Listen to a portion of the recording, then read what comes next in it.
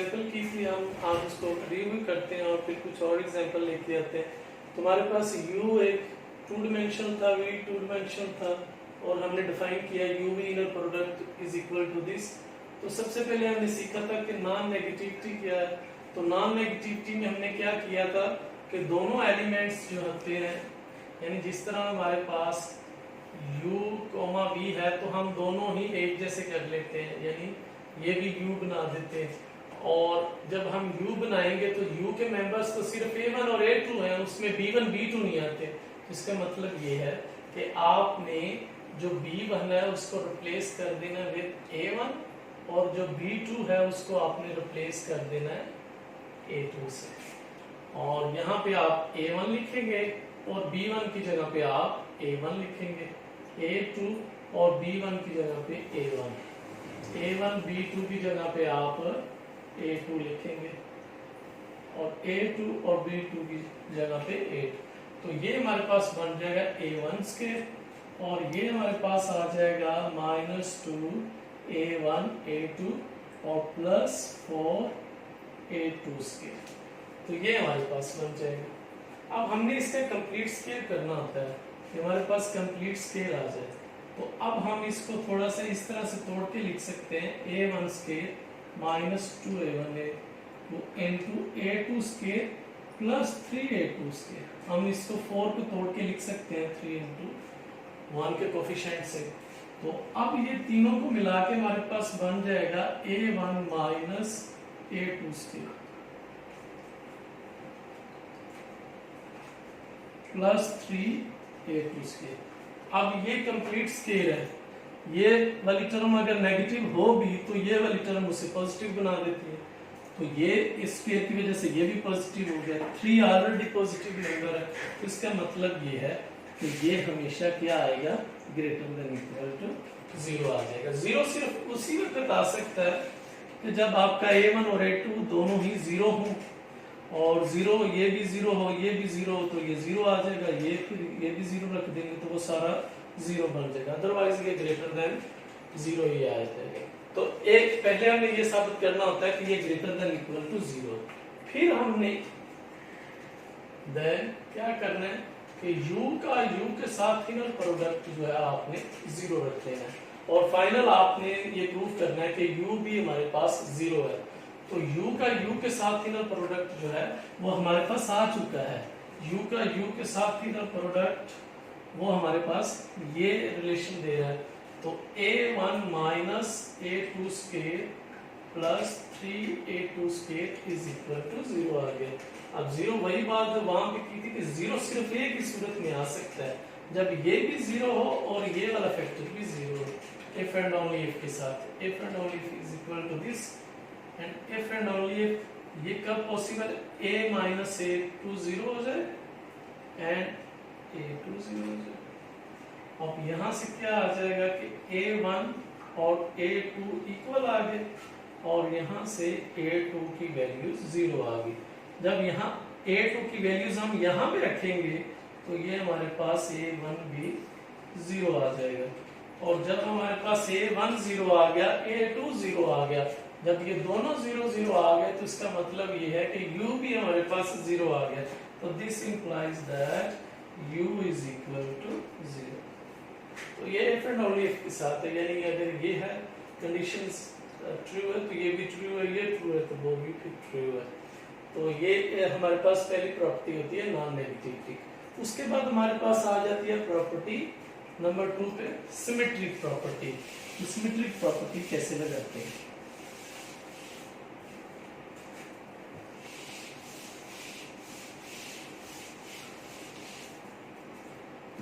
Number 2 पे हमने सीखा था कि सिमेट्रिक प्रॉपर्टी क्या होती है।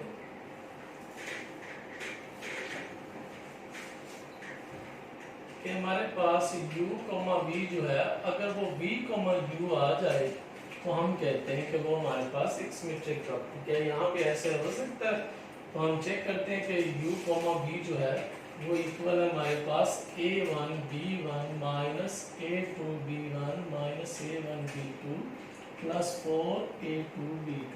अब हमने क्या करना है कि हमारे पास पहले भी अगर आए तो यहाँ पे क्योंकि मेंबर्स A1 A2 U के पहले आ रहे हैं, पहले वाले सारे मेंबर्स A में से हैं, तो A तो किसको साथ कर रहा है, U को कर रहा है, इसलिए U पहले। अगर हम इंटरचेंज कर दें, प्रोडक्ट ही हो रहा है, आंसर तो सेम ही आएगा, B1A1 B1A2 B2A1 B2A2। अब ये बन जाएगा इनर प्रोडक्ट B, U का। जब हम आपके पास सारे पहले A आ रहे थे तो पहले था U, V, और जब B वाले पहले आ जाएंगे फिर V, U। तो यही सिमेट्रिक प्रॉपर्टी होती है कि V,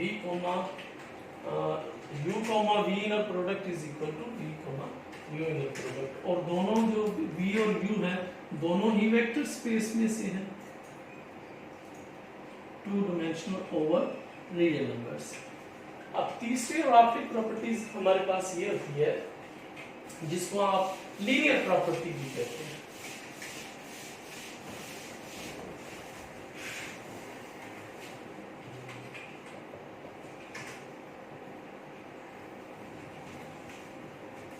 अब वो प्रॉपर्टी हमारे पास ये है कि alpha u plus beta V comma W अगर कह लें तो वो हमारे पास आ जाता है alpha into you comma W। जब इसका इसके साथ इनर प्रोडक्ट लेंगे तो अल्फा कांस्टेंट बाहर आ गया, V का W के साथ। और इसी तरह बीटा का जब इसके साथ लेंगे इनर प्रोडक्ट स्पेस तो V का W या ओमेगा के साथ ये आ जाएगा। तो ये प्रॉपर्टीज हमने साबित करनी है। तो अल्फा यू और बीटा वी जो है सबसे पहले इसको बना लिया करें कि ये क्या चीज है। आप इसको इकट्ठा लिख लें कि alpha u plus beta V, इतना रिलेशन सबसे पहले बना लिया करें, फिर आसानी हो जाती है इसको करने में, अदरवाइज थोड़ी सी मुश्किल आ जाती है कि alpha u plus beta V जब आप करेंगे तो अल्फा तो वैसे ही आ गया, अब u की जगह पे ये u वाली जो वैल्यूज है वो लगा लेंगे, A1, A2, और इसी तरह b की वैल्यूज आपके पास B1, B2 है तो ये लगा लेंगे। अब आप मल्टीप्लाई कर लें, alpha A1, alpha A2 plus beta B1, beta B2, तो ये हमारे पास ये है। अभी हमने इसको ऐड करना है तो पहला मेंबर्स जो है पहले मेंबर्स में ऐड हो जाएगा, दूसरा मेंबर्स जो है वो दूसरे मेंबर में ऐड हो जाएगा। तो ये आ जाएगा alpha A1 plus beta B1 comma, और दूसरा मेंबर दूसरे में ऐड हो जाएगा alpha A2 plus beta B2। तो ये फाइनल हमारे पास इसका, अभी सिर्फ इसका आंसर आया alpha u plus beta V. अब हमने ये जो एक हमारे पास लीनियर कॉम्बिनेशन बन गया है कि alpha u plus beta V, अब ये भी जो हमारे पास आंसर आया है, अगर आप इसको ध्यान दें कि आपके पास अल्फा बीटा जो है वो स्केलर में से लिए गए, स्केलर जब वेक्टर से मल्टीप्लाई होता है तो वेक्टर आ जाता है, ये भी वेक्टर हो गया, अब ये सारे वेक्टर्स आ गए, यानी alpha u plus beta u, ये जो मेंबर्स है ये भी बिलोंग करेगा vector space two dimension over reals. तो ये भी हमारे पास वेक्टर ही एक आ गया। अब इस वेक्टर्स का हमने इनर प्रोडक्ट लेना है एक और वेक्टर्स W से। अभी हमने W की डेफिनेशन नहीं की कि W क्या, लिख तो लिया। अब सबसे पहले आप लेट कर लें कि W क्या, तो W हमारे पास let's suppose that C1, C2 है, क्योंकि A1, A2, B1, B2, तो इसी पैटर्न से हमने इसको C1, C2 ले लिया। ये भी वेक्टर है और उसी तरह टू डायमेंशनल वेक्टर्स है ओवर रियल नंबर्स में। अब हम इस लीनियर कॉम्बिनेशन का और इस वेक्टर के साथ जो है, ये भी वेक्टर है और ये भी वेक्टर्स है, इन दोनों वेक्टर्स का अब हम इनर प्रोडक्ट लेते हैं और फाइनल हम अपने रिजल्ट पे पहुंचते हैं। तो अब हम इनर प्रोडक्ट सीखने लगे हैं कि हम इसको कैसे लिख सकते हैं।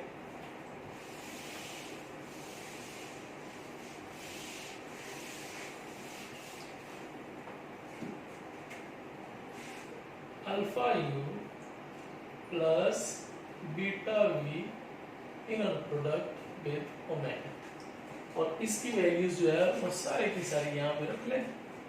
और इसकी वैल्यूज आ गई alpha A1 plus beta B1 comma alpha A2 plus beta B2। ये आपके पास एक वेक्टर आ गया। अब एक ये जो वेक्टर आपके पास है इसका इनर प्रोडक्ट लेना है W के साथ, और वो है C1 इंटू C2, तो C1 कॉमा C2 इसके साथ इनर प्रोडक्ट चाहिए। अब ये जो एक हमारे पास वेक्टर आ गया, ये alpha u plus beta v, ये again we get a vector. जिस तरह आपका ये वेक्टर है u A1 A2, इसी तरह ये पूरी टर्म है एक वेक्टर है आपका। वेक्टर स्केलर्स के साथ मल्टीप्लाई होकर वेक्टर बन गए। वेक्टर्स को जब वेक्टर्स में ऐड किया फिर वेक्टर बन गए। वेक्टर कॉमा वेक्टर, दो वेक्टर्स देंगे, तो इसलिए हम इसका नाम रख लेते हैं। जैसे हमने ये सिंपल ये इसके मेंबर्स किए थे कि पहला मेंबर्स u का था, फिर ये v का आ गया, तो पहला मेंबर्स अल्फा 1 होगा, दूसरा अल्फा A1 होगा, दूसरा A2 होगा। इसी तरह v की बात करेंगे तो पहला B1 B2।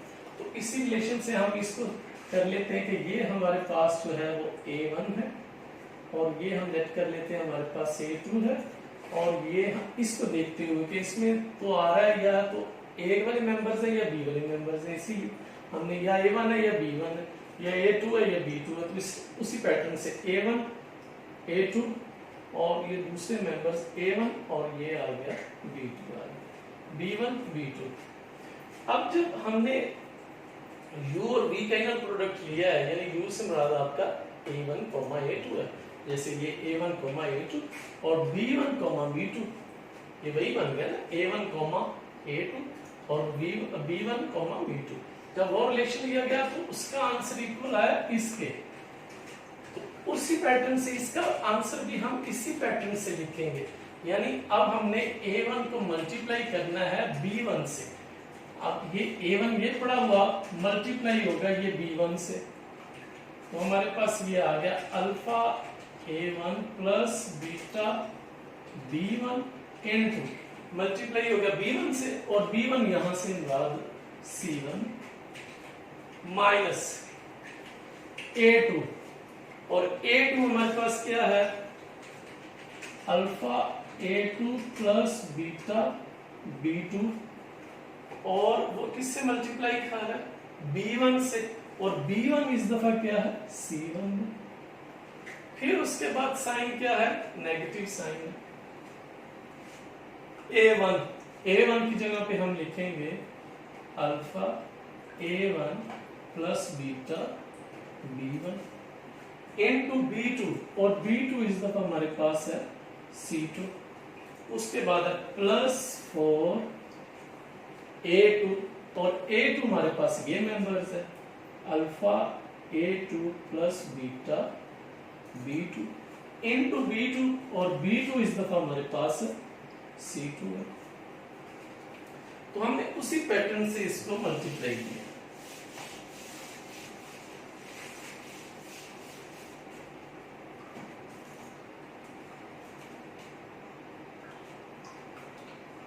जी, अब हमें वो मेंबर्स लेने हैं जिनमें अल्फा कॉमन आ रहा है, और फिर हमने वो मेंबर्स लेने हैं जिनमें बीटा कॉमन आ रहा है।